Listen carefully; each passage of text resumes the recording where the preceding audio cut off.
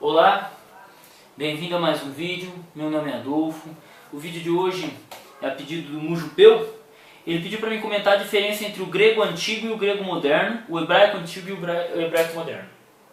Bom, essencialmente todas as línguas elas passam por modificação, ok? Todas as línguas elas passam por modificação, evolução, elas passam por um período que elas mudam de significado, palavras mudam de significado, palavras perdem seu sentido anterior e por aí vai. Mas dentro do grego, qual que é a diferença entre o grego antigo?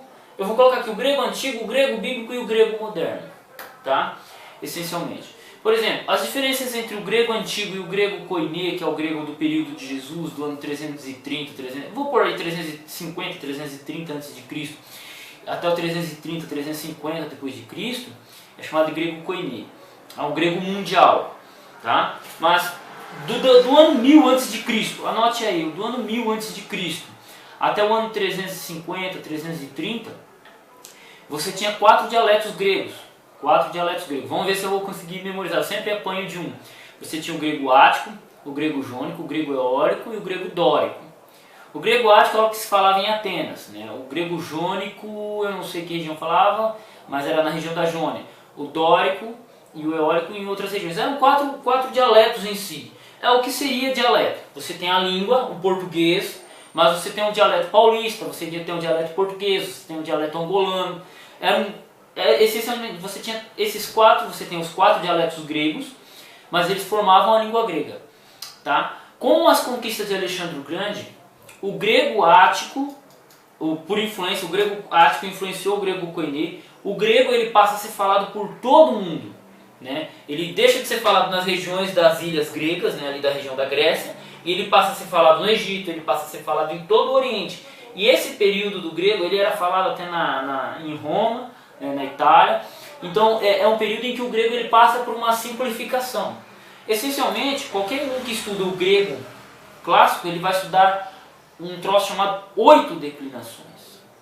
O grego clássico ele tem um troço chamado dual. O que é dual? Dual é uma forma da palavra que eu digo 2 orelhas, 2 homens, 2 mulheres, 2 crianças, 2 jogadores, 2 livros, entendeu? É uma forma, uma maneira de explicar 2 coisas. No grego clássico você tem o dual. No grego clássico você tem 8 declinações, né? Quando você passa para o grego koiné já usa 4 apenas. Tinha a quinta, que é o vocativo, que não é bem uma declinação, mas ele é tratado como declinação para facilitar a aprendizagem. No grego bíblico, por exemplo, você só encontra 4 declinações. 4, tá? Você encontra 4 declinações e o vocativo caindo em uso, caindo o seu uso. Você tem uma alteração do grego clássico para o grego koiné.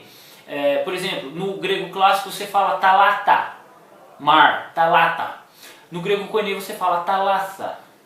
Você tem uma troca de tal por signo, é uma mudança na letra.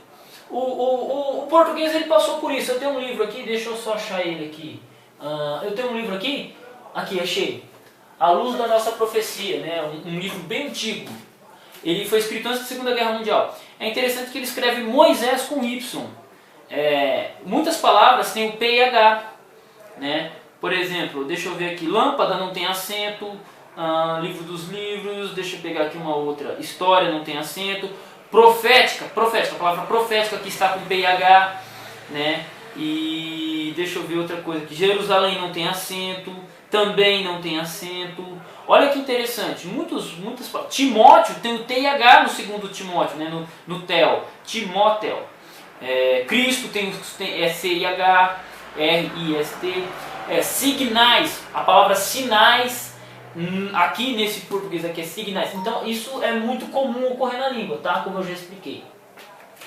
Então é isso que ocorreu com o grego koiné. O grego koiné ele sofreu uma simplificação. Houve essas alterações, tá? E ele só tinha 4 declinações, tá? Em resumo, de 8 declinações ele passa para 4. E tem gente que apanha. Eu tenho um aluno que apanha dessas declinações. Já teve pessoa que foi aprender grego comigo, na hora que eu passei o alfabeto, o cara se animou, mas na hora que eu passei a declinação, o cara nunca me entregou mais nada, o cara desistiu e nunca mais entrou em contato comigo.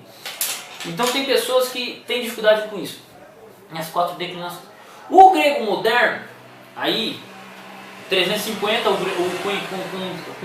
com o Império Romano caindo, que era a língua grego, o grego, além de ser a língua oficial do Império Grego, de Alexandre Grande, foi a língua oficial do Império Romano para comércio.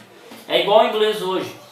E aí, com a queda do Império Romano, o grego deixa de ser falado no Ocidente, passa a ser falado apenas na Grécia, ali numa região da Grécia, e aí ele é falado apenas na região de Bizâncio, né, na região bizantina, em Constantinopla. E ele é falado do ano 330, 350 até 1453, quando cai o Império Bizantino, Otomano, alguma coisa assim, aí caiu esse império. E aí esse período do grego é chamado de grego bizantino, que era um grego que era falado só naquela região, de onde vem a maioria das cópias do Novo Testamento. O Novo Testamento, as maiores cópias, a grande massa dos manuscritos vem dessa região. Por quê? Porque o grego era falado nessa região. Enquanto que no Ocidente, o Egito começou a ser falado copta de novo, e outros dialetos. Em Roma voltou a se focalizar o latim. Na Espanha, né, em Cartago, ali foi se desenvolvendo o espanhol, porque foi uma língua regional misturada com o latim. E depois aí surge Portugal, e Portugal falava o galego, e o galego se misturou com o latim e virou o português. E aí no século XVIII o português misturou com o grego, trouxe muitas palavras gregas pelo renascentismo do estudo do grego em Portugal. Então muitas palavras do português vêm desse período, né, do grego, desse período de 1800, com a inclusão do grego. Então assim, e aí em 1453, depois de 1453 você tem um período do grego que é chamado de grego moderno, onde houve uma outra simplificação. Então você tinha lá 4 casos no grego bíblico, eu acho que no grego moderno você fala 3 só tem 3 casos. Você tem troca de palavra. E aí atualmente, hoje temos o grego atual, né? O grego atual que chamamos de moderno também. Só que o grego atual ele sofreu muita influência do inglês, do árabe, do alemão, né? O grego falado na Grécia hoje ele é um grego completamente diferente do grego clássico ou do grego koiné. Por exemplo, quem estuda grego koiné lê sem muitas dificuldades o grego clássico. Quem estuda o grego clássico lê com extrema facilidade o grego koiné. Por quê? O koiné é uma simplificação do grego clássico. Já o grego moderno, além dessa simplificação dos casos, mesmo tendo muito da mesma estrutura, mas o grego moderno ele já teve muita influência de outras culturas, assimilação de palavras e tal. Então é um grego que é completamente diferente. Então é essencialmente isso. Eu tenho um aluno que mora nos Estados Unidos, ele fala um pouco de grego moderno. Só que ele está estudando grego bíblico comigo e assim, é completamente diferente, palavras, uso, né? Algumas palavras mantêm a mesma coisa. Eu tenho aqui, ó, os TJ vão gostar, eu ganhei de presente de um amigo que é TJ, a Bíblia em grego moderno, a Bíblia Tradução Novo Mundo em grego moderno. Se eu pegar aqui, deixa eu pegar aqui, ó, Zeten arche hoteos, demiurge tus uranus kais tege. Na Septuaginta, que é grego koiné, fala assim, en arche epoiesen hoteos.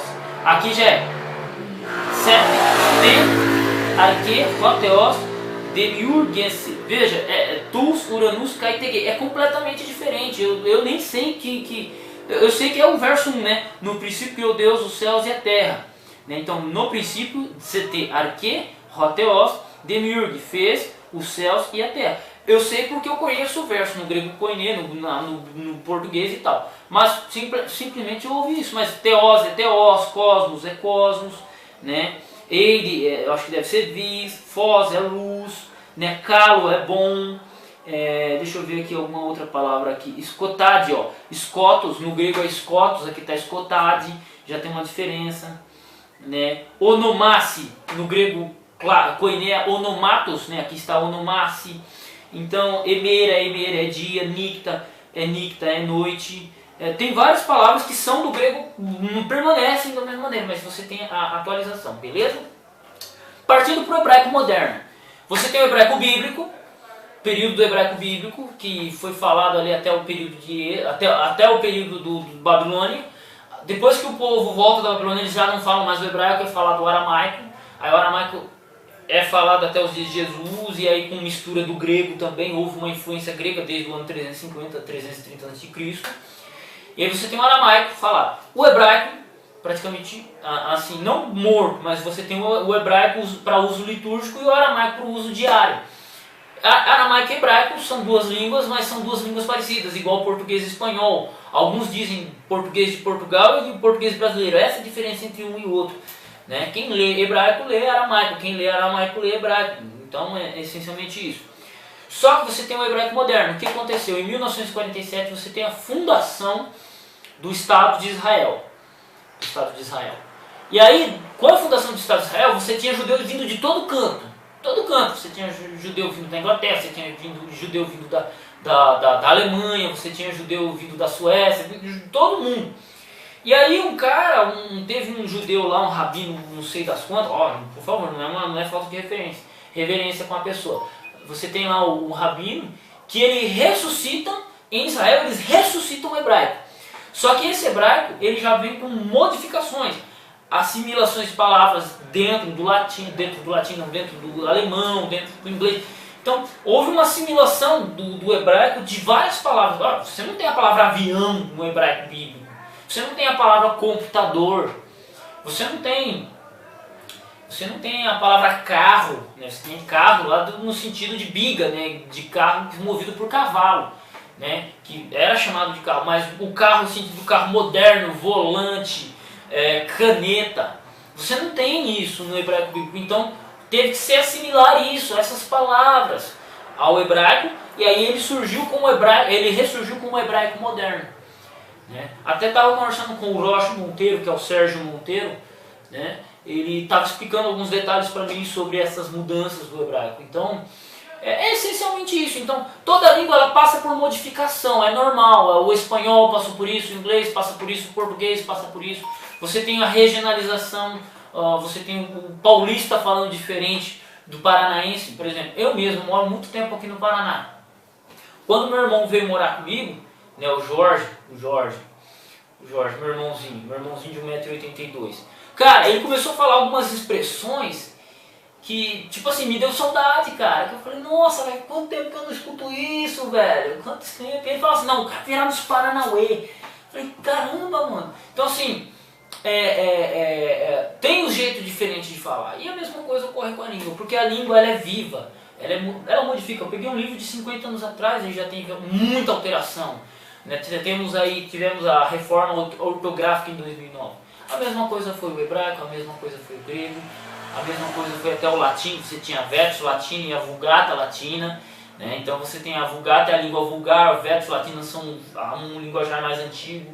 Você tem o grego clássico, o grego moderno, o grego koineu, o grego moderno, o grego atual. Você tem o português mais antigo, você tem o português de um período galego, você tem o português antigo, você tem o português moderno. Então, isso, cara, é algo fascinante. Estudar as línguas é algo fascinante. O próprio alemão também teve modificações, então tudo tem modificações. Pegue uma King 1611 e pegue uma King atual. É completamente diferente o vocabulário, em alguns detalhes. Então é essencialmente isso. Essa seria um pouco da diferença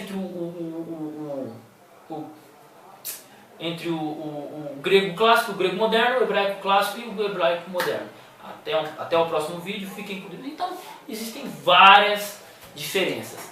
Até o próximo vídeo, fiquem com Deus. Deus abençoe seus